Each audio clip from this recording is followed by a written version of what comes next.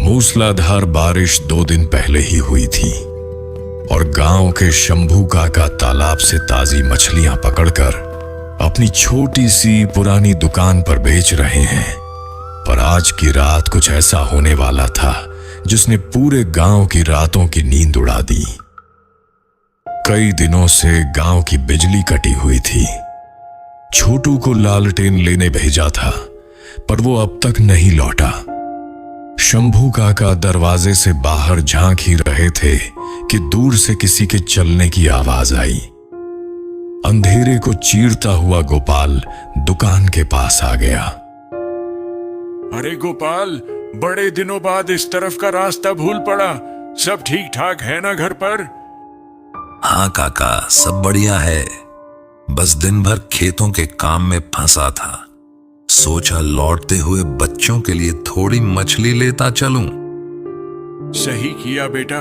आजकल तो वैसे भी इस रास्ते पर लोग कम ही आते हैं, खासकर शाम ढलने के बाद। क्या करें काका, किसानी का काम है, आना जाना तो लगा ही रहता है। अच्छा ये बताओ, कुछ मछली बची भी है या अंधेरे में मेंढक तौलकर पकड़ाने का इरादा है? अरे मछलियां तो बहुत हैं, पर बिना रोशनी के कुछ सूझ नहीं रहा। छोटू को लालटेन के लिए भेजा था, पता नहीं कहां रह गया। गोपाल अभी कुछ कहने ही वाला था कि अचानक दुकान के ऊपर टंगा पुराना बल्ब झपका और जल उठा। लो भाई, आ गई बत्ती। कितने दिनों बाद ये रोशनी देखने को मिली है। अब जल्दी से मछली तौल दो काका, मुझे अभी पुराने कुएं वाले खेत पर पानी लगाने जाना है। मिट्टी बिल्कुल सूख गई है। कुएं वाले खेत का नाम सुनते ही शंभू काका के चेहरे की रंगत उड़ गई। रोशनी आने की खुशी अचानक एक अजीब से डर में बदल गई। गोपाल, मेरी मान तो आज रात उस पुराने कुएं वाले खेत की तरफ मत जा। सुबह उजाले में चला जाना। आज की रात भारी लग रही है। काका आप भी ना पुरानी कहानियों से मुझे मत डराओ। वहां कुएं और मिट्टी के सिवा है ही क्या। कोई भूत थोड़ी बैठा है मेरा इंतजार करने। याद नहीं वहां 2 साल पहले क्या हुआ था? मैं ज्यादा नहीं बोलूंगा, बस इतना समझ ले कि वो जगह अब पहले जैसी नहीं रही। अपना ख्याल रखना। सब आपका वहम है काका।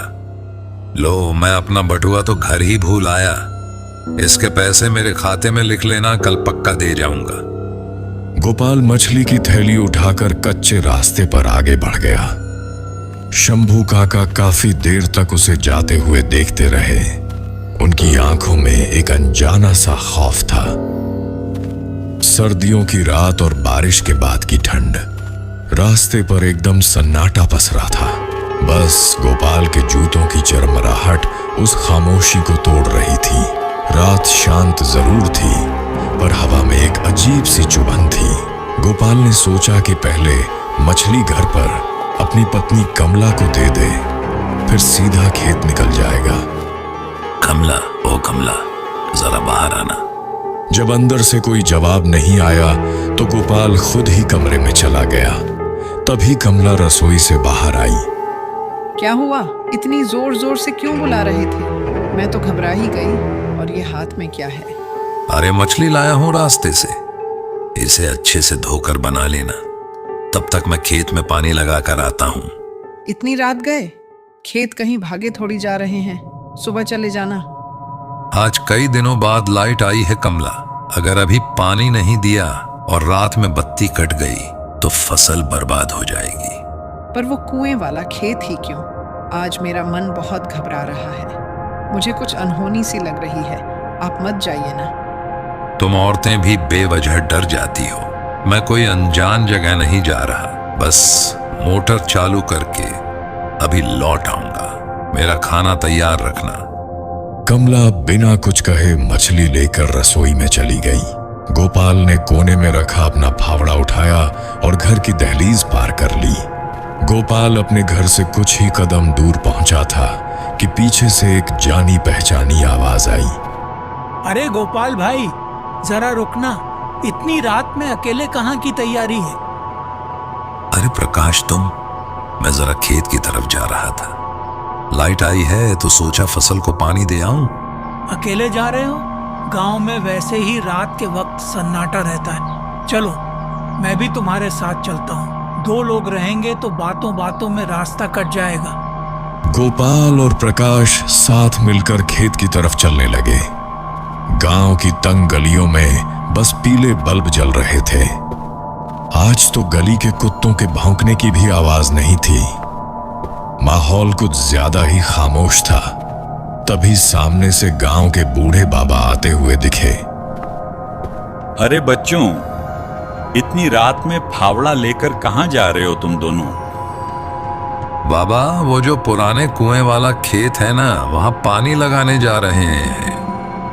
बेटा, उस जमीन पर रात के वक्त भूल कर भी मत जाना। वहां अंधेरे में कुछ ऐसा है जो इंसानों की परछाई तक बर्दाश्त नहीं करता। जो भी वहां गया है उसके साथ कभी कुछ अच्छा नहीं हुआ। वापस लौट जाओ। बाबा, आप ज्यादा चिंता मत करो। ये सब सुनी सुनाई बातें हैं। मेरी अपनी जमीन है। मैं काम खत्म करके सीधा घर जाऊंगा। गोपाल और प्रकाश बाबा की बात को अनसुना करके आगे बढ़कर गए, लेकिन पीछे चल रहे प्रकाश के मन में बाबा की बातें अब डर पैदा कर रही थीं। यार गोपाल, बाबा की बात सुनकर मेरा मन भी अब घबरा रहा है। कहीं सच में वहां कुछ हुआ तो? तू फालतू में डर रहा है। हम 2 लोग हैं, डरने की कोई बात नहीं। बस थोड़ी ही देर का काम है। बातें करते करते वे दोनों खेत तक पहुंच गए। रात का सन्नाटा अब और भी भारी हो चुका था। प्रकाश, तू यहीं इस पुराने पेड़ के पास रुक। मैं मोटर चालू कर देता हूं, फिर नीचे वाले खेत की मेड़ चेक करके आता हूं। गोपाल ने लोहे के पुराने स्टार्टर का बटन दबाया। खट की तेज आवाज के साथ मोटर चालू हो गई और पानी बहने लगा। ये ले मेरा फोन, इसे देखता रहे, तेरा मन लगा रहेगा। मैं बस मेड़ बांध कर अभी आया। गोपाल अंधेरे में खेत की तरफ निकल गया। प्रकाश पेड़ के पास बैठकर मोबाइल में डरावनी कहानियों वाला वीडियो देखने लगा। ठीक उसी पल मोटर की धक धक अचानक एकदम रुक गई। पूरे खेत में एक जानलेवा सन्नाटा छा गया।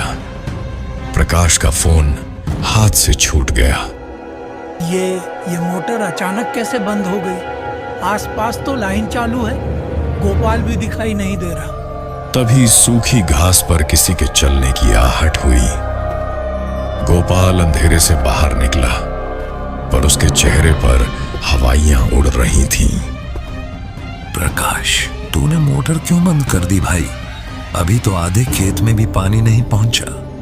कसम से गोपाल भाई, मैंने कुछ नहीं किया। ये अपने आप झटके से बंद हो गई। मुझे तो खुद डर लग रहा है।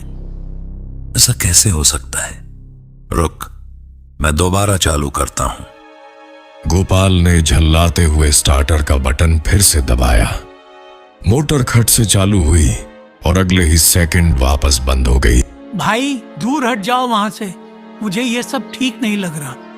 गोपाल ने हिम्मत करके जैसे ही दोबारा हाथ बढ़ाया, उसे एक बर्फीली हवा का झोंका महसूस हुआ। बटन छूने से पहले ही किसी अदृश्य ताकत ने उसे जोर से पीछे धकेल दिया। प्रकाश, किसी ने मुझे धक्का दिया। भाई मैंने देखा, तुम्हारे हाथ के पास एक काली परछाई बनी थी। तभी उस लोहे के स्टार्टर बॉक्स के अंदर से किसी के नाखून खुरचने की आवाज आने लगी, जैसे कोई अंदर से बाहर निकलने की कोशिश कर रहा हो। भाग प्रकाश, भाग यहां से। दोनों दोस्त अपनी जान बचाकर खेत की मेड़ पर पागलों की तरह भागने लगे। पीछे से एक ऐसी भयानक और खुरदरी हंसी गूंजी जिसने उनकी रूह कंपा दी। कहते हैं उस रात के बाद गोपाल और प्रकाश ने कभी उस खेत की तरफ मुड़कर नहीं देखा। आज भी जब गांव में लाइट जाती है तो उस पुराने खेत से मोटर चालू होने और किसी के सिसकने की आवाजें आती हैं, और जो उस तरफ जाता है वो कभी लौटकर अपनी कहानी बताने नहीं आता।